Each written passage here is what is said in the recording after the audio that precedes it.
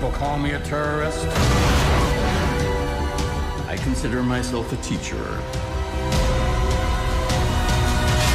Lesson number 1. Heroes. There is no such thing. Henry, Ben Kingsley almost set the tone of this film for me, because when he crops up you think, how ridiculous.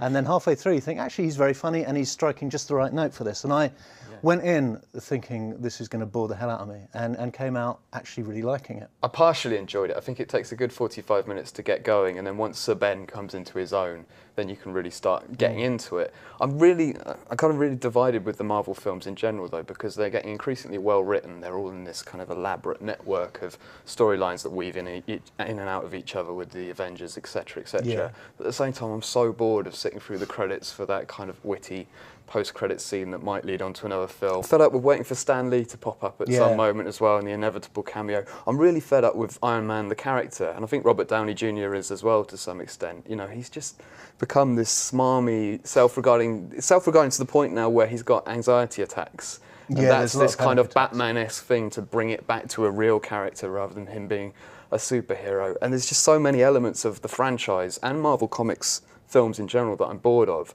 It's difficult to watch even a good film like this, which it is, it's undoubtedly a good film, and actually take enjoyment from it. I thought it was a good film in that I think Downey Jr. is a great casting choice, and an unlikely casting choice for the role of a costume-armoured superhero. But he does it very well, and I thought it was funny.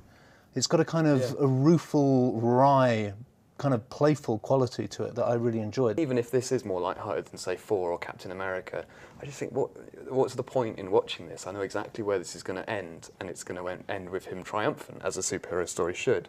But if you see enough of them back to back, without any kind of threat or peril in them, there's no thrill for I know me. exactly what you mean, but isn't, you know, you're basically writing off 99% of all mainstream film entertainment if you go along with that. You know, the Western John Wayne is always going to triumph. No, I get that, but I think when you have someone like Shane Black who did Kiss Kiss Bang Bang, you wonder maybe is he going to throw a giant spanner in the works and give you something really shocking and exciting. Like Joss Whedon did with the Avengers to a certain extent. There was a major character in that was killed off, which the fans certainly weren't expecting. And I just think to sell this to me as someone now who's seen a lot of these films and presumably is going to see a lot more, you have to give me something that's really quite exciting and shocking, and this film just doesn't in that way.